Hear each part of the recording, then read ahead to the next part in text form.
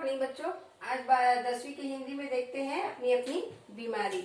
हरिशंकर परसाई द्वारा लिखित ये अपनी अपनी बीमारी जो है ये व्यंग कथा है। व्यंग ये एक कर के न देने पर व्यंग कसा गया है, व्यंग लेख है। तो हरिशंकर परसाई जी का जीवन परिचय देख लेते हैं। हिंदी साहित्य जगत के मूर्धन्य व्यंग्यकार हरिशंकर परसाई का जन्म 22 अगस्त 1924 को जमानी गांव, जिला होशंगाबाद, मध्य प्रदेश में हुआ। उन्होंने कई कॉलेजों एवं स्कूलों में अध्यापन के साथ साथ जबलपुर से निकलने वाली साहित्यिक पत्रिका वसुधा का प्रकाशन संपादन किया। सामाजिक व राजनीतिक विषयों पर तीखा व्यंग रचने वाली परसाई जी की प्रमुख साहित्यिक कृतियां हैं हंसते हैं रोते हैं, भूत के पांव पीछे, सदाचार का ताबीज, रानी नागफनी की कहानी, ठिठुरता हुआ गणतंत्र, बोलती रेखाएं, तट की खोज, माटी कहे कुम्हार से, विकलांग श्रद्धा का दौर आदि है। तो इसमें जो हरिशंकर परसाई जी है, हम टैक्स देते हैं तो टैक्स के ऊपर व्यंग कसा है। इसमें शुरुआत किए हैं कि हम हरिशंकर परसाई जी कहते हैं कि हम चंदा मांगने के लिए 2-4 मिलकर चंदा मांगने किसी के घर में गए हैं। तो हम चंदा मांग रहे हैं, चंदा मांगते मांगते हम जाके देखते हैं तो उन लोग खुद ही परेशान हैं। उसके चेहरे को देखकर हमको लग गया कि वो परेशान है और वो हमको ऐसे ही बातों से टालने वाले हैं। और चंदा मांगने अगर हम जाते हैं तो हम समझ जाते हैं कि कौन व्यक्ति देने वाला है, कौन बातों से तरकाने वाले हैं और कौन कितना देने वाले हैं। और वो भी हमारे चेहरे को देखकर जान जाते हैं कि हम बिना पैसे लेके जाने वाले नहीं हैं। दोनों के आव भाव से एक दूसरे अनुमान लगा लेते हैं कि कौन किस टाइप के व्यक्ति हैं। तो वैसे ही हम किसी के घर में चंदा मांगने के लिए जाते हैं तो वहां पर हमको क्या कह के टाल देते हैं कि हम और दूसरे कार्य में परेशान हैं, हमें टैक्स की बीमारी ने मार डाला। तो लेखक कहते हैं कि यहाँ पर जो है व्यक्ति जो है खाने के लिए भूखों मर रहे हैं, खाने के लिए उसके पास पैसा नहीं है, 2 व्यक्ति की रोटी नहीं मिल पाता और इंसान जो है किससे परेशान है? टैक्स देने के नाम से परेशान है। लोग जो है भूखे मर रहे हैं, लोगों के पास पैसा नहीं है, गरीबी से मर रहे हैं और इसके पास पैसा है तो पैसे का टैक्स देने को भी उन लोग क्या बोल रहे हैं? बीमारी बोल रहे हैं, परेशानी बोल रहे हैं। तो लेखक कहते हैं कि काश यह बीमारी जो है मुझे लग जाए। ये कैसी बीमारी है? मैंने आज तक सुना है कि निमोनिया होता है, हैजा होता है और कैंसर होता है, अनेक प्रकार की लाइलाज बीमारी होती है जिससे लोगों की मृत्यु हो जाती है। परंतु ये टैक्स की बीमारी कैसी बीमारी है जिससे लगने से इंसान जो है परेशान होती है और आम अगर इंसान को लग जाए तो उससे वो खुश हो जाते हैं। पता नहीं ये कैसी बीमारी है, न इसका कोई इलाज है, न ऐसा कोई डॉक्टर है जो इसका इलाज कर सकते हैं। जो होम्योपैथिक है, एलोपैथिक है, ऐसा इलाज हम सुने हैं, परंतु ऐसा इलाज इसका नहीं है जो टैक्स की बीमारी का इलाज कर सके।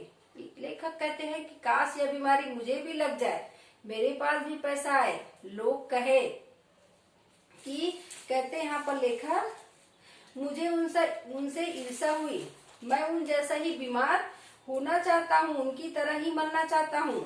कितना अच्छा होता अगर शोक समाचार यूं छपता। बड़ी प्रसन्नता की बात है कि हिंदी के व्यंग लेखक हरिशंकर परसाई टैक्स की बीमारी से मर गए। वे हिंदी के प्रथम लेखक हैं जो इस बीमारी से मरे। इस घटना से समस्त हिंदी संसार गौरवान्वित है। आशा है आगे भी लेखक इसी बीमारी से मरेंगे, मगर अपने भाग्य में यह कहाँ, अपने भाग्य में तो तुच्छी बीमारियों से मरना ही लिखा है। ऐसा भाग्य हमारा कहाँ है? हमारा भाग्य तो ऐसी ही तुच्छी खतरनाक बीमारी, छोटी मोटी बीमारी से ही मरना लिखा है। ये बड़ी बीमारी हमको लगने वाली नहीं है जो बड़े लोगों को लगती है। ये टैक्स की बीमारी वो हम गरीबों को लगने वाली नहीं है। हम चाहते हैं हमें भी वो बीमारी लग जाए, हमें भी टैक्स की बीमारी लग जाए तो हम भी खुश हो जाए। और लोगों को क्या क्या समस्याएं होती रहती है। लेखक कहते हैं कि लोग, हम आम जनता जो है अपने भूख के बारे में, अपने रोजमर्रा की जीवन में क्या क्या जरूरतें हैं उसके बारे में सोचते हैं, और लोगों को अपने और ख्वाहिशों के बारे में याद आता है। वो अपने परेशानी में इतने परेशान रहते हैं कि वो चाहते हैं कि हम भी उसकी परेशानी में परेशान हो जाए। तो लेखक कहते हैं कि मेरा बिजली का बिल 40 रुपए का बिजली का बिल पट नहीं रहा है, मैं उसके लिए परेशान हूँ कि मेरे घर में बिजली कट न जाए। परंतु मेरे दोस्त सोचते हैं, एक ने सोचा कि वो कहते हैं एक दोस्त कि मैं घर बनाना चाहता हूँ, मकान बनाना चाहता हूँ, 8 कमरे का मकान बनाने का सोचा था, परंतु पैसे की दिक्कत के कारण मेरा सिर्फ 6 कमरे का ही मकान बन पाया, 2 कमरे का नहीं बना। इसमें मैं परेशान हूँ और वो चाहते हैं कि मैं भी उसके परेशानी में परेशान हूँ।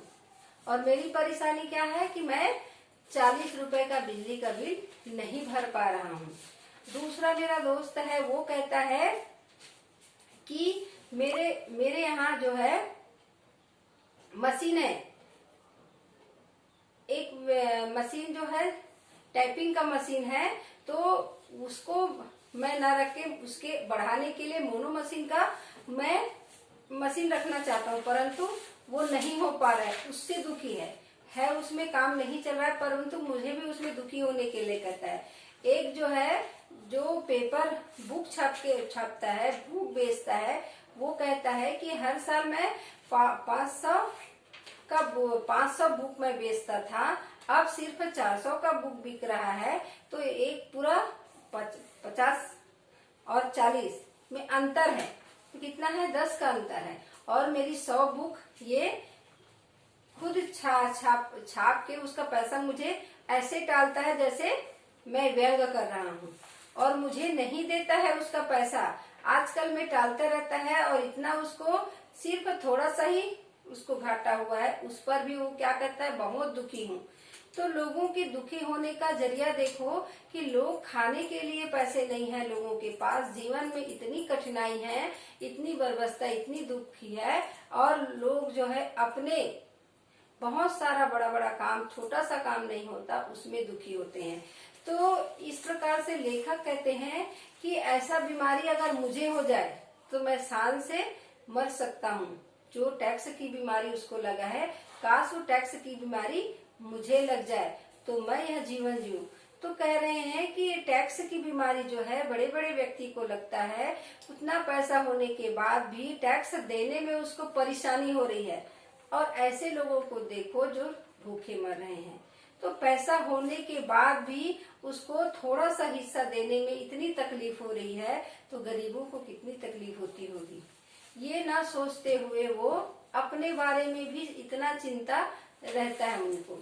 तो इसी बात को बताते हुए हरिशंकर परसाई जो है टैक्स पर, अमीरों पर व्यंग कसते हुए यह कहानी, यह जो लेख है लिखे हैं, उसने अपने मन की बात कही है, मन को टटोला है, और उसके बारे में वो लिखे हैं कि मेरे मन में फिर भी वही लालसा उठती है कि वे सज्जन प्रॉपर्टी समेत अपनी टैक्स की बीमारी मुझे दे दे और मैं उससे मर जाऊं, मगर वे मुझे यह चांस नहीं देंगे, न वे प्रॉपर्टी छोड़ेंगे न बीमारी, और मुझे अंततः किसी बीमारी से ही मरना होगा।